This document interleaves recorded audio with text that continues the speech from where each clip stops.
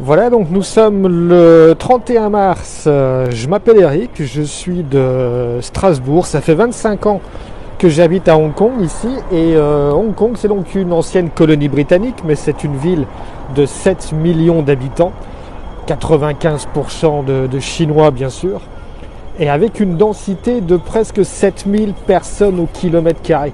C'est-à-dire une densité 60 fois supérieure à celle de la France. Et aujourd'hui, après 3 mois d'épidémie, on doit compter environ 600 cas et seulement 4 décès liés au coronavirus. La grosse différence par rapport aux chiffres auxquels on assiste aujourd'hui, et c'est dramatique en Europe, aux États-Unis, c'est que ici, comme vous le voyez, 100% des personnes portent le masque. Tout le monde porte le masque dans la rue. Il n'y a pas de confinement, seules les écoles sont fermées. Mais par contre, les magasins sont ouverts, les restaurants sont ouverts, le shopping, les centres commerciaux sont ouverts. Et comme on le voit, c'est une activité quasiment normale, sauf avec le fait que tout le monde porte le masque. Si on compare par rapport à New York, qui a aussi 8 millions d'habitants et qui compte aujourd'hui jusqu'à 500 morts par jour, c'est dramatique. Le port du masque ici fait toute la différence.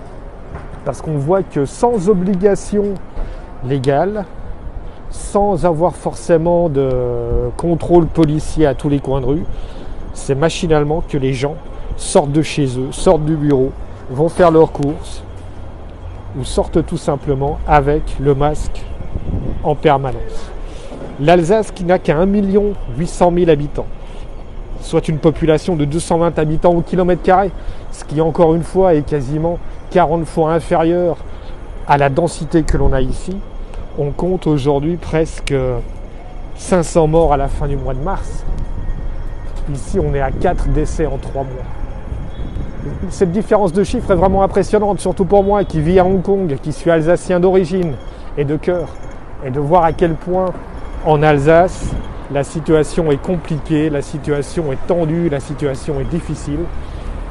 Alors qu'il semblerait que le simple fait de porter le masque puisse déjà vraiment être le premier geste barrière.